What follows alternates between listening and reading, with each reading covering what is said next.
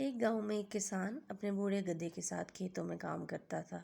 گدھا بہت محنتی تھا، مگر اب اس کی عمر بڑھ چکی تھی تو وہ زیادہ کام نہیں کر سکتا تھا۔ ایک دن گدھا کھیتوں کی طرف جا رہا تھا۔ وہ کنویں کے پاس سے گزر رہا تھا۔ اس کا پاؤں پھسلا اور وہ کنویں میں جا گرا۔ جب وہ کنویں میں گرا تو اس نے باہر نکلنے کی بہت کوشش کی، لیکن وہ کامیاب نہ ہو سکا۔ پھر اس نے مدد کے لیے آوازیں لگائیں۔ گدھا رو رہا تھا اور کسان کو مدد کے لیے پکار رہا تھا۔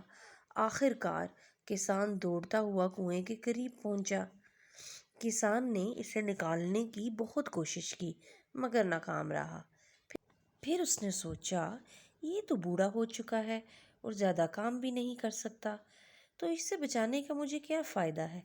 اس نے سوچا، میں اس پر مٹی ڈال کر اسے دفن کر دیتا ہوں۔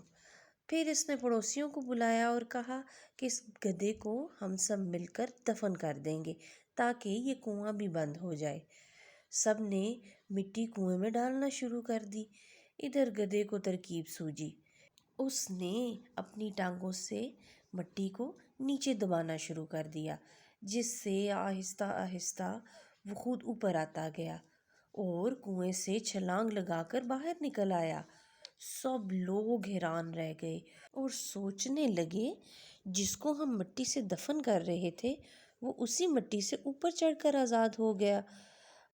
پیارے بچوں، اس کہانی سے ہمیں سبق ملتا ہے کہ اگر ہم ہمت نہ ہاریں تو مشکل سے نکل کر کامیابی کی جانب بڑھ سکتے ہیں۔